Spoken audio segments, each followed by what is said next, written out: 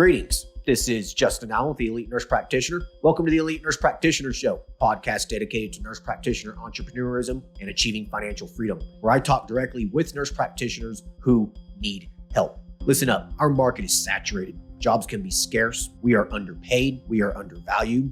We are taken advantage of by the sharks within the healthcare system, and frankly, screw that. I'm sick of it, and it's time for a change. And listen, I'm here to help make that happen. We are powerful. We can forge a path where we are in control of our career and ultimately our financial and personal well-being. You do not need to submit to healthcare administrators and your doctor overlords. You do not have to take a measly salary. You do not have to work 50 to 60 hours a week. There is a different way, and I'm here to show you that path. This podcast is raw and unfiltered. I have not talked to the nurse practitioners in this podcast prior to the call outside of an email exchange to schedule the episode. What you're about to listen to is a consultation session between a nurse practitioner and myself. It is real, it is unscripted, it is unplanned, and I have no idea what we're going to talk about. Anything and everything can happen during our conversation. The nurse practitioners in these episodes are struggling with an issue in their professional or financial life, and they have reached out to me for help. My goal is to help the nurse practitioner with actionable advice that will enhance and improve their professional, business, and financial life. My other goal is to hopefully help my nurse practitioner sisters and brothers build a more productive, powerful, and free life. So I hope the content and information within these podcast episodes does just that. All right, onto the episode.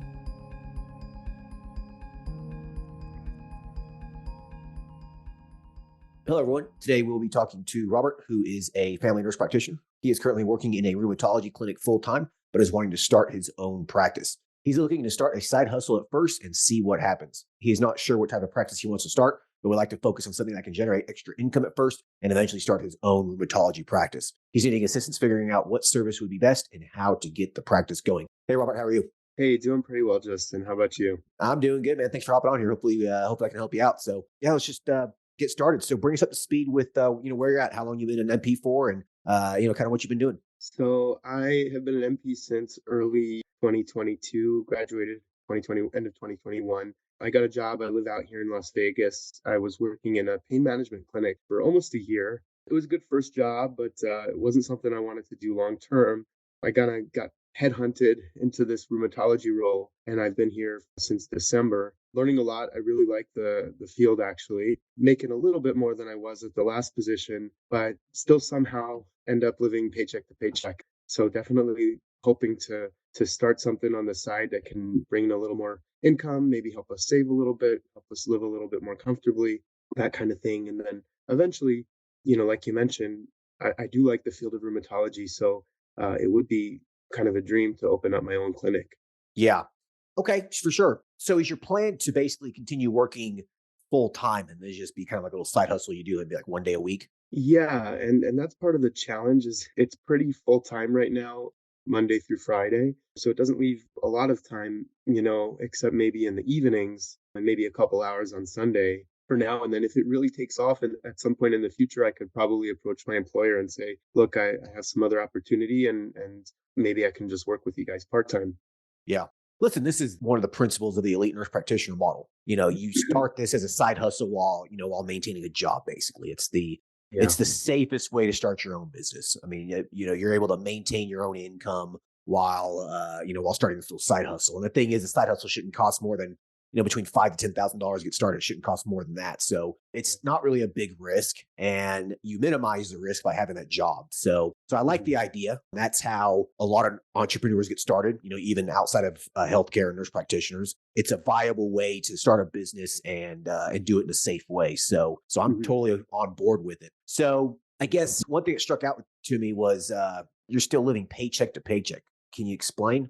Yeah, so to give you, I guess, a little bit more background, I'm actually an Orthodox Jew, and I'm married with 2 kids. And I think Jewish lifestyle somehow ends up being more expensive.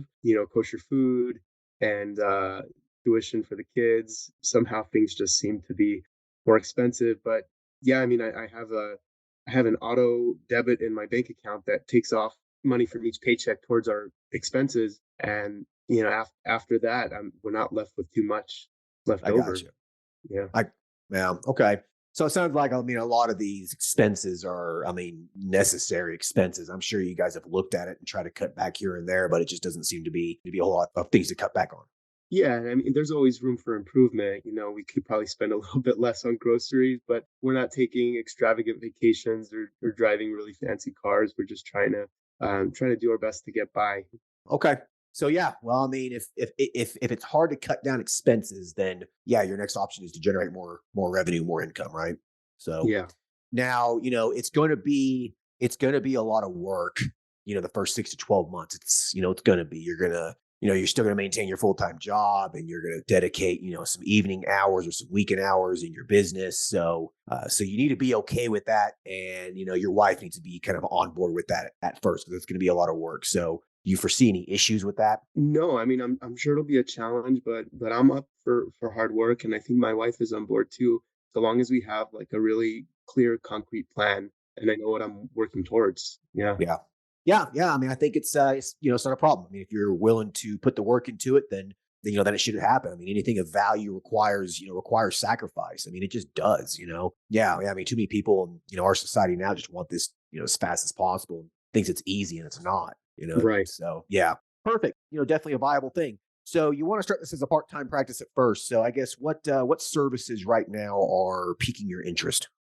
So looking at your website and having spoken to you briefly in the past, I think, men's health is something I'm thinking about. Medical weight loss too. I was a little bit more skeptical of it initially, but I think it definitely has its place. And I think with a lot of these services, they can kind of be abused, and that's one thing that's a little bit of a concern to me is how to practice in a safe, only treat where it's appropriate even when there's a temptation to kind of just take on as many clients as you can. And so those are really two of the big ones I'm considering. All right. So weight loss and men's health. Yeah, that's my preliminary thought, but I'm definitely open to other ideas too. Sure, sure. Okay. I mean, I understand your concern. I mean, just about with anything really. I mean, there's always going to be an abuse potential, especially some niche services as well. I mean, it's definitely a possibility. And yeah, you can be tempted to maybe overtreat people to, generate revenue and to get people in the door. Yeah, That's the case with any medical practice. I mean, yeah, yeah, any medical practice. It doesn't really matter what specialty it is. I mean, yeah, surgeons do that stuff all the time. yeah, Yeah. So that's going to be just down. I mean, that's going to come down to, your personal ethics and what it is that you want to accomplish, and, how you just, view medicine in general. So, that's going to be up to you, man. I mean, you yeah, can still do things right and make really good money. Okay. You can, like my men's health practice, I have strict cutoffs. If I sense drug seeking behavior, or if we have really, non-compliant patients, like I just don't deal with it. You right. know, I just don't. I don't Yeah, start them on treatment to begin with if I get a bad vibe, or I cut them off.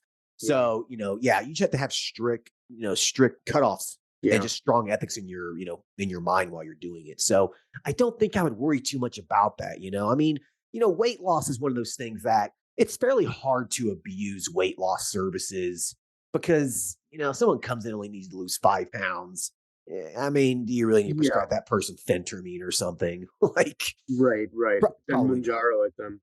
Yeah. Yeah, Right, right. So again, 20, 30, 40 pounds, that can be questionable too. But, listen, if someone needs to lose 30, 40 pounds, let's say they're 240 pounds and, 6 foot tall, and their ideal weight's, 190, 200, and they have dieted, they've exercised, they just need some help.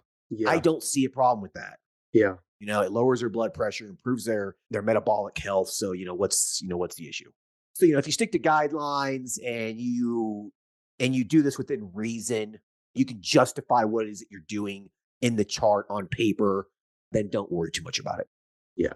And how about like the long-term health of long-term safety of testosterone supplementation? Because I've heard things both ways. I mean, there's plenty of people who've been on testosterone replacement therapy for decades without an Mm, issue. mm, I think it ultimately depends on the patient's overall health. I mean, how can you quantify or truly correlate testosterone replacement therapy with, heart disease? There's so many factors associated with it, and there's no true mechanism of action that would explain, how testosterone affects, cardiac health. Right. Yeah. There just isn't, right? It's all just correlational stuff. So, a lot of those studies, they're refuted. There's other studies that show the safety, that point to the safety of it in terms of, prostate health. It doesn't cause prostate cancer. There's conflicting studies that show that it actually will sometimes decrease the size of a prostate cancer. So, I mean, there's just conflicting stuff, right? Mm-hmm. Yeah. I guess, what's your concern about testosterone replacement therapy? Yeah, I think it was really about prostate health that I was most concerned about, and reading about shortened life expectancy. But what you're saying, I've got to do a little bit more independent research. But what you're saying makes sense. Any treatment, the rheumatologic drugs that I prescribe also have significant risk associated with them. But then it's a question of benefit, like anything else. So I think what you're saying makes a lot of sense. Right, right, right. And there's people that have been on it for a long time without an issue, Yeah, like, yeah, celebrity figures that are, 80 years old and they're on really. it. I mean, you think Arnold Schwarzenegger has truly ever gotten off testosterone? Yeah, Like, you really yeah, think so? Or Sylvester Stallone? Come on.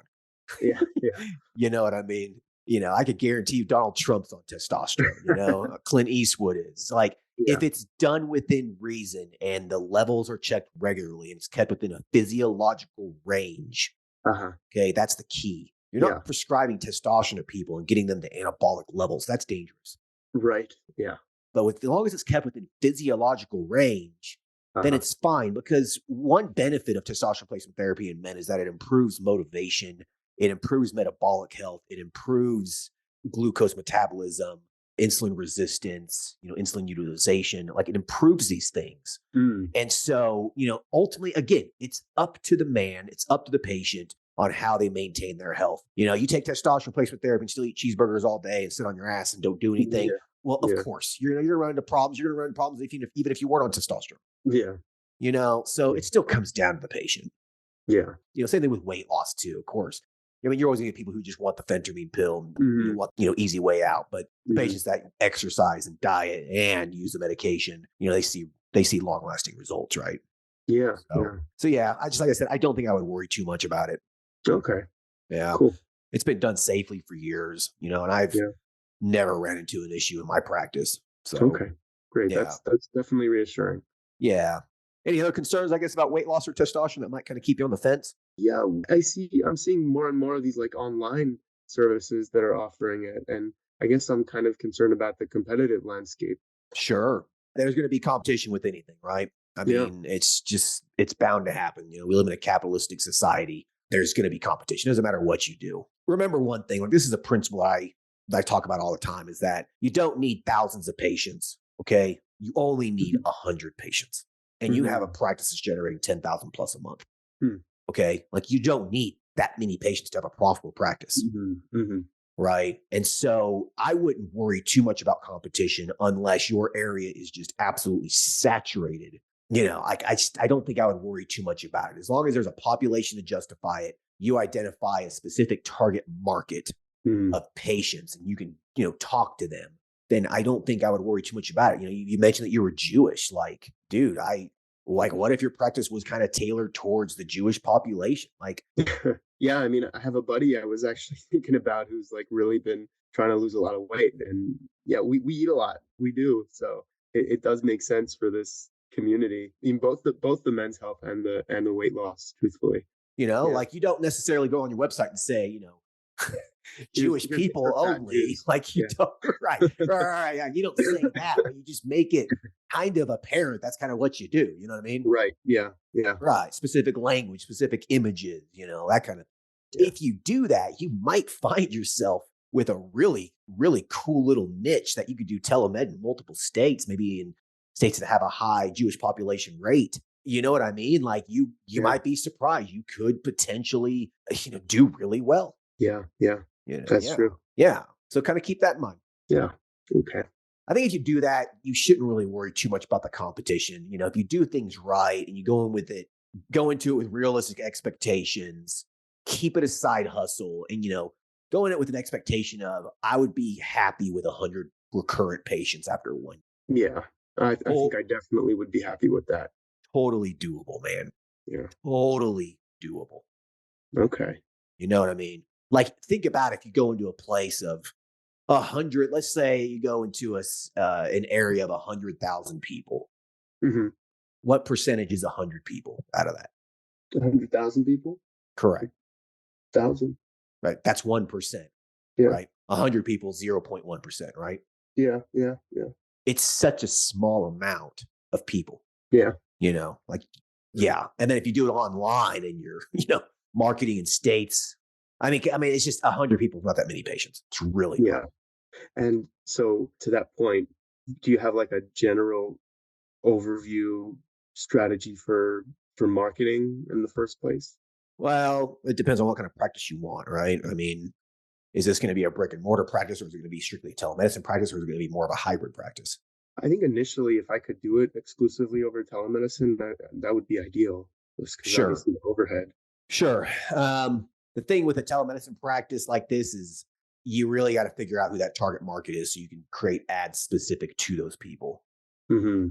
right? Like if you're going to create a weight loss ad and you just blast it out over social media channels and Google and whatnot, and you don't really have a defined market, then it can be it gets washed out, Mm-hmm. right? But if it's targeted to a specific population, then the chances of more people clicking on that ad and actually converting over to a paying patient increase. Hmm. Does that Hmm. make sense? Yeah. Yeah.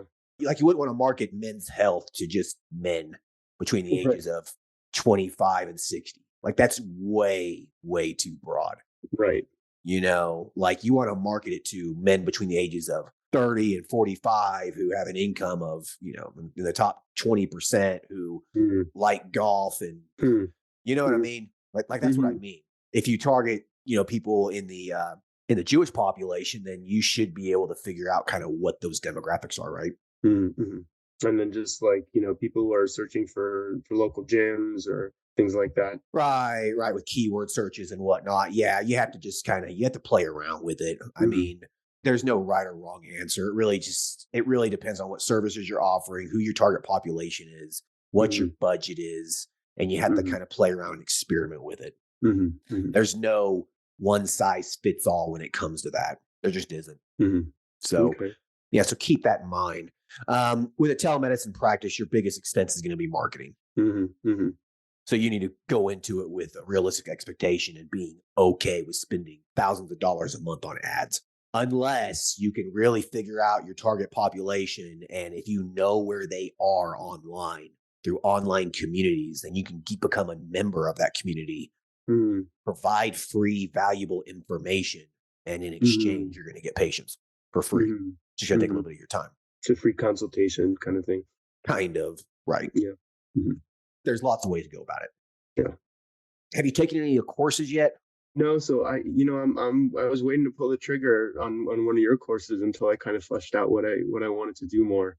I got you. I got you. Testosterone and controlled substances online. It's a real gray area. We recorded this in mid-March. By the time this podcast is released, we'll know the final rulings for the DEA and controlled substances being prescribed via telemedicine. Hmm. Right now, what it appears that you can only issue a 30-day one-time script. And then after that, the patient has to be seen in person one time. Hmm. It's a stupid rule, but it is what it Yeah. is. There's going to be ways around it with having people referring the patient to you and this kind of a thing. But, Hmm. you know, the safer bet for you might be weight loss. Just FYI. Okay, that's good to know. And even if it is there's this one time in person requirement, that's not an impossible hurdle. If you know It's somebody, not. even yeah, It's I know, not. yeah. I think that eventually I'm going to make some sort of online group or a network of NPs that, we can do this for each other for telemedicine consults.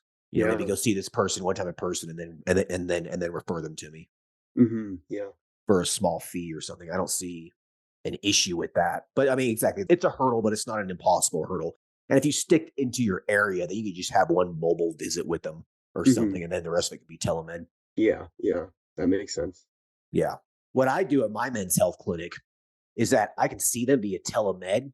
What are the rules with the DEA and the telemed laws? Is that if the patient actually goes to your practice and the telemedicine consult is done while they're in your office, but you're like somewhere else, then Mhm. it meets their requirement. Oh, interesting. Yeah, so that's what I do with mine. So you have somebody let him in or Correct. Oh, I have a medical assistant that works full time. oh, okay. Right. So they just come in, they put them on, in front of a computer and, hey, how are you? Okay, we met the requirement. Right, yeah. Like, I mean, yeah. So, You gotta work around it. you got Yeah. to work around it. It is what it is. Like Yeah, it just yeah. is. It is what it is. I mean, for the last 2 years during COVID, it's been done safely and effectively. Like, I don't know why change And it then now. they decide to change it, right. Right. It's Yeah. stupid. Kinda going backwards, I think. It's going backwards, right? Exactly. It's Yeah, just yeah. lawmakers that don't know any different. Yeah, yeah. Anyways, though. But yeah, but just gotta keep that in mind though. Okay. Yeah. Yeah.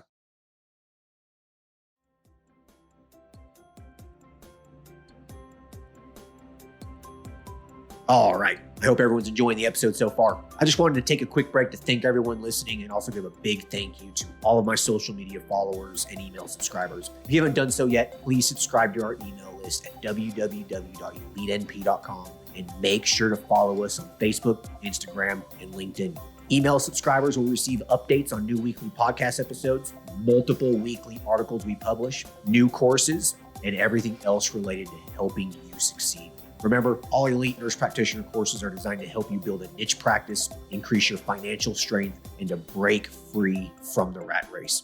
If I can break free and then other countless nurse practitioners can break free, then so can you. Additionally, please share this podcast with your other nurse practitioner sisters and brothers out there. The more NPs that venture out on their own, the stronger our profession will become. Now, let's get back to the episode.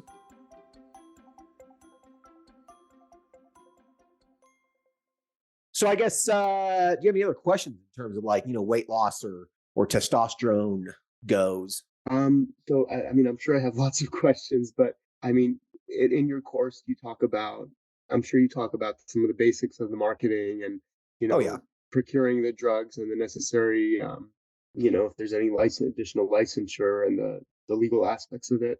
Oh yeah, for sure. I mean, we cover Yeah. practically everything you need to know. Yeah. Yeah. Yeah. I mean, you should take the course and be able to step away, with what you need to know to get the practice up and running and to operate it. Now, you're always going to run into some hiccups. I mean, there's no such thing as a course that's going to cover 100% of every single little tiny thing you need to know. Like, there's some things that you will learn as you go through the process. You know what I mean? Of course. Like, Yeah. right. A problem might not arise 6 months from now, you know? Yeah. Yeah. And you just deal with it and pivot. That's the fun thing of owning a business. It's always Right. something new. It Right. never gets boring. Yeah. So yeah, Yeah. you should walk away from the course and be able to start your practice and get it up and running. Yeah. Yeah, but we cover marketing, legal aspects, regulations that you need to know of. The great thing about a cash practice, man, is that while you do have to follow, plenty of state regulations and that kind of thing, most of the federal regulations surround Medicare and a lot of the Mhm. regulations surround insurance. So when you Mhm. take money from a third party, you got to follow their rules. Mhm. Mhm. When you don't take their money, you don't. Mhm. So Yeah. it's very, very freeing. Yeah. Yeah. Yeah. So keep that in mind too. All right. Other questions about the services? No, I mean, I think we pretty much covered the major the major concerns. Yeah. Yeah. Okay, cool. Well, is there anything else that you would like to talk about in terms of maybe identifying your target market or maybe getting a more of a handle on your finances? I mean, we could talk about anything. Well, yeah, let's talk about the target market a little bit. Okay. I know we mentioned people in my religious community as one option, but maybe thinking more broadly, I'm not even sure where to start. So you have to be able to speak to the patient. Okay. Like you got to be able to speak to your target market. Hmm. I can't speak to women going through menopause because I haven't gone through menopause, nor has my wife. Right. Like when my Right. mom did, I was in college or whatever. Like I wasn't home. Hmm. Hmm. So like I can't really speak to those people because I can't relate. Right. Right. And so it's the same thing with anything. That was just an example. Right. Yeah. So how do you speak to your customer? How do you speak to your patient? It's critically important. I actually wrote an article on the main website about that. It's one of the marketing tips. It's like you speak to your patient, I think is the name of it. Hmm. But it's like, how do you speak to them? And so that's kind of Yeah. why I was like, maybe the Jewish population is someone that you can speak to, Yeah. And I think to that point, probably the men's health is that's a pretty low barrier because, as a guy, we all want a lot of the same things. We want to feel energetic and youthful and strong and confident and healthy. And Right. that's so much of what we're trying to do with the testosterone supplementation. Right. Exactly, man. I can speak to my patients, my men's health patients, because I'm on testosterone replacement therapy. I Yeah. understand what they're going through. Uh-huh. I understand the symptoms. I understand their frustrations. Like, I get it. Yeah. Yeah. So when I was writing the content on my website, I was able to relate. I was able to write it because I was there. I know, Mm-hmm. Mm-hmm. so kind of keep that in mind. But I feel like that if you want to do it telemed, you got to be maybe even a little bit more specific. That's why I was kind Mm-hmm. of wondering, maybe, I don't know if the Jewish population, if there's a large amount there, or or even something else. There's men's health clinics that focus on predominantly athletes, and their marketing and stuff is branded that way. Mm-hmm. Yeah, my marketing is branded towards wealthy men. Just is. That's my target demographic. Mm-hmm. Mm-hmm. Wealthier men, business owners, professionals, that kind of thing. Mm-hmm. Because that's what I am. Yeah. So I'm able to talk to those people, right? Mm-hmm. Yeah. Yeah. So instead of asking more broad questions, I think you need to be asking yourself more specific questions. Mm-hmm. I think that's how you truly build a successful online business, especially a Mm-hmm. telemedicine one. Okay. I guess with that said, are you thinking about maybe just doing this in Nevada, or are you going to do it in multiple states? Like, what are you thinking? Well, I think initially I would definitely start in Nevada, but I mean, I guess I just assumed that, from a regulatory standpoint, that would be easier. But Yeah, yeah, at it'd least to start. be a lot easier because all you need, you already have your license there, right? Yeah, yeah. Now, another thing too, and I forgot, this just came to my mind, is that I believe Nevada has telemedicine laws that allow you to prescribe a controlled substance via telemedicine. I think so. My I know. father-in-law, yeah, he's actually a psychiatrist, a physician, and he moved his practice from California, and he actually sees patients here who are in California and prescribes for them. So, benzos and other controlled substances. In California, Yeah, yeah. well, what's Well, going? I think, yeah, exactly. That's just because of COVID. I think that's Right, probably going to go away. right. Well, I'm talking about if the patient is in Nevada, you are in Nevada and have a license in Nevada, you can see them via telemed Yeah, and prescribe a yeah, controlled substance. That was even before COVID. yeah. So, like, that's a state law there. There are some states that allow the prescription of a controlled substance via telemedicine. So Hmm. then the question is, does the state law outlaw the federal law? Like, does it Right, right, override that law? You know what I mean? right. So it's right. And like, I've talked to lawyers about this, and they're just like, technically you're breaking federal law, but the state law allows it. So it's the state rights versus federal. It's just Mm, like, cannabis in a state that's recreational. Everyone's buying it. No one cares, but federally it's mhm, still illegal. You know mhm. what I mean? Like, it's kind of the Yeah, same thing. So in my opinion, I would go with state law. yeah, I don't able to give a fuss about it. yeah. Yeah. But So I think initially it'll probably be easier, at least just to keep it in Nevada, and just in then Nevada. Yeah. Okay. yeah, yeah. Okay. Well, sticking with maybe the Jewish population target market, or, or even another specific market. I mean, do you feel like there's a large enough population, a network of people Well, that you could tap into? well, I think just if I'm really focusing on the Orthodox Jewish market, no, honestly, there just in Nevada, that's not gonna. I don't know if I'll be able to get my 100 patients that way. Yeah, maybe a dozen if I'm lucky, but if I was thinking more nationally, just coming to mind a couple guys I know who have kind of started like coaching businesses specifically for Orthodox Jewish men who are have large families, have kind of cerebral jobs, and are stressed and overworked and overtired, and trying to get them up and moving. And I feel like if they're successful, this is the Dude, kind of thing that could also be. if they're successful with that, you will be too. I guarantee Yeah, it. yeah, yeah, Use your network, use those resources. yeah, I would. yeah. Yeah. So, I mean, it's food for thought, dude. I mean, it's something that you can play around with. And I've said this in other podcasts before. It's just like fishing, dude. You got to throw out multiple lures Hmm. and see what bites. Yeah, yeah. I Right. worked in sales for quite a few years, so I think I have to kind of brush off those skills Yeah, and reapply them here. exactly, man. It's the same thing. I mean, when it comes down to it, that's what business is. It's just sales. It doesn't matter what it is that you're doing. Yeah, yeah. That's Yeah. true. So yeah, I think you're gonna have to just really think about that. I think you're gonna have to just try to figure out a more specific market. Nevada's a really large state with a very widespread population. So I think you're gonna have to be a little bit specific with it and just kind of figure out and play around with it. All right. And don't pigeonhole yourself either. I mean, there's a really big market for weight loss too, if you're interested in that. Yeah. Yeah. So with a little bit less regulatory hurdle, I think. Oh, interesting. Okay. Yeah. Because I just coming to mind is something that I think I saw on your site also is about like avoiding the ADD trap of trying to get into too many pots at once. Yeah. Getting shiny object syndrome. Yeah, exactly. Yeah, that's a real problem amongst entrepreneurs, not just nurse practitioners. I mean, any entrepreneur. Every Mhm. entrepreneur suffers from it. Mhm. You Mhm. know, and it can bite you. I mean, it can bite you in the ass pretty bad sometimes. It's best to try to focus as much as possible on just a few things that complement each other. Mhm. Mhm. It's like Yeah. I had someone wanting to offer ketamine infusions out of their weight loss practice. I'm like, that doesn't Doesn't jive. it doesn't jive. That's Yeah. completely like that doesn't make sense, you know? Yeah. Yeah. Yeah. So yeah, so try to focus on complementary services. But listen, men's health and weight loss go hand in hand. That's what I was thinking. Yeah. They really do. I mean, I treat all kinds of weight loss patients in my men's health practice. Yeah. Yeah. Yeah. Like I even treat a lot of female patients for it. Hmm. Yeah. So you have to yeah, you just gotta be focused generally, make sure Hmm. everything complements each other. Mhm. Or start another business. Start Mhm. another business. Mhm. Right. And I guess to that point, the other thing that I wanted to explore a little bit, if you have the time, Yeah. is the rheumatology aspect. Yeah. You really like rheumatology, right?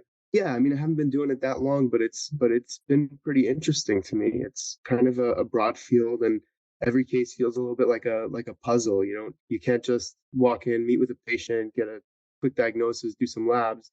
It's more complex, and it can take time to really put the whole picture together because there's so much overlap between the different symptoms, and even the laboratory work is not always definitive. Right. Yeah. Yeah. I've always liked doing those rheumatological labs on people and look at the inflammatory markers and stuff. It's always fascinating. I mean, listen, dude, there is a shortage of rheumatologists nationwide. I think I read somewhere once like there's going to be like a critical shortage of it because I don't think a lot of people are going into rheumatology for residency. Yeah. So I Lots don't of even know what the root cause is, but I know that here in Las Vegas specifically, I went to the Rheumatology Association of Nevada meeting and I've spoken to reps, and there are literally 20 practitioners in this city of 3 million people. There are 4 to 6 month wait lists to get into yeah, anybody. dude. Everywhere I've ever lived or practiced, it's the exact same story. I'm Hmm. sure people are listening to this and are like, "Yeah, I've heard that. It's the same story everywhere. Yeah. Three And months, it's really 6 months." tough for patients. Yeah. Right, exactly. I think in my area, it's like a 12-month wait. It is ridiculous. There's like one That's wild. rheumatologist, That's for wild. a county of 250, 300,000 people. Wow. Wow. One, right. Yeah. And so if you got good at that and you could actually, get the training from a rheumatologist and, practice that for 3, 4, 5, 6 years, you could move or go. You could stay in Las Vegas, I'm sure, but if you want, you could go to a more rural area anywhere in this Hmm. country and start a practice and you would instantly get busy. Hmm. Instantly. Yeah. I think it's a good idea. Okay. You just got to pay your dues for a little bit longer. Yeah, exactly.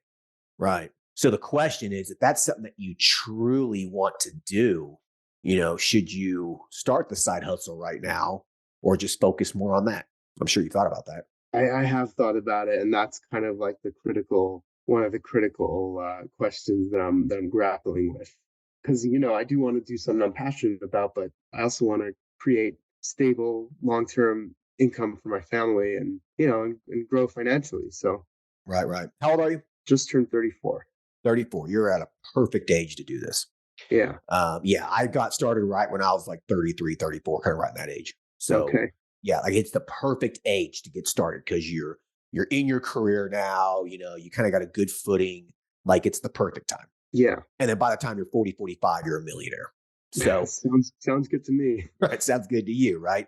So yeah, like it's the perfect time. But that doesn't mean anyone else can't start at a later time or an earlier time. It's just Yeah. my opinion. I think it's a good time to get started. Yeah. So I think maybe starting just a little side hustle where maybe you just focusing on it 4 to 8 hours a week, get Mhm. your feet wet in business, owning a business, paying taxes, Mhm. juggling the Mhm. books, you know what I mean? Yeah.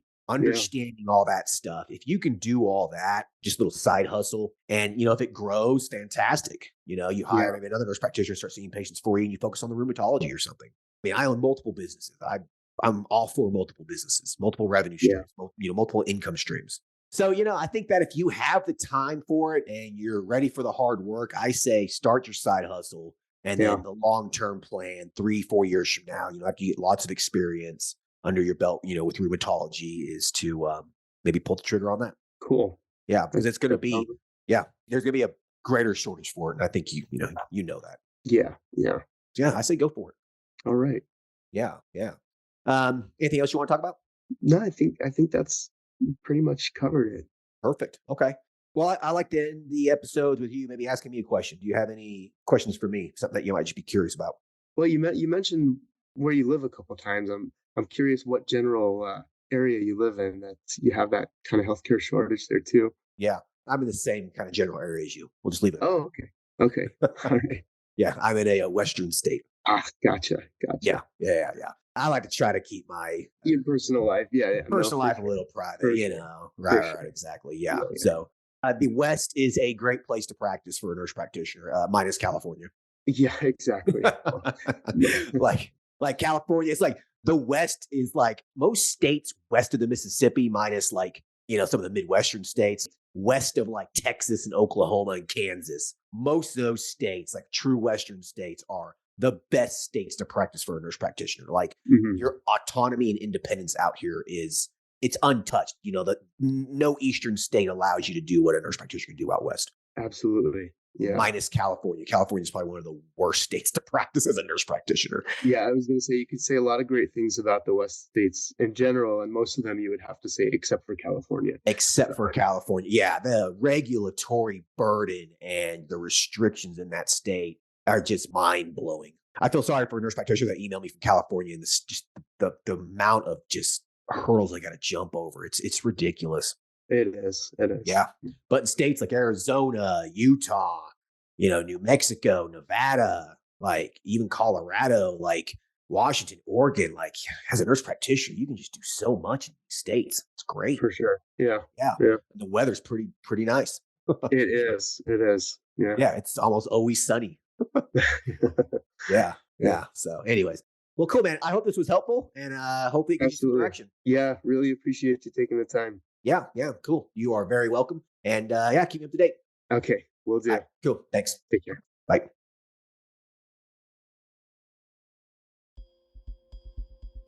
All right. I hope everyone enjoyed the conversation with Robert. Yeah, I thought it was pretty cool. I haven't talked to a nurse practitioner that's working in rheumatology. I think it's a really cool focused niche. I think that if you're looking for something that is definitely in need, maybe explore rheumatology. It's going to be an insurance-based practice, so just keep that in mind, though. But yeah, I think he's got a great idea here. I think he's following the elite NP model to the T.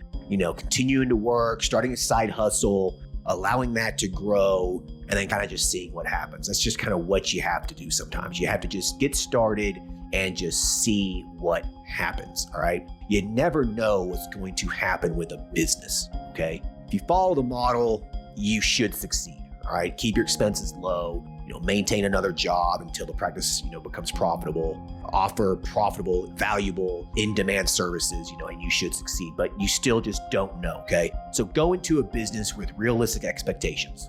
And even if you're growing a business, go into it with realistic expectations. Okay. Sometimes some services, they skyrocket. They were a hit and sometimes they're not. So that's the fun thing about having a business, though. You just kind of never know what's going to happen. All right. Hope everyone enjoyed this episode. Talk to you guys later. Thanks. Bye. Thank you for listening to the show. Quick legal disclaimer. The content of this podcast is meant for informational and entertainment purposes only and should not be used as legal, financial, medical, regulatory, or practice-specific advice. For information pertaining to your specific legal, financial, medical, or practice-specific needs, please be sure to consult with your lawyer, CPA, medical director, and or your state's practice laws and the most up-to-date clinical guidelines. As always, do your due diligence when it comes to any information found online and in podcasts. The content in this podcast is copyrighted by Galaxy Medical Southwest 2023 and cannot be duplicated, rebroadcasted, or reproduced without our written permission.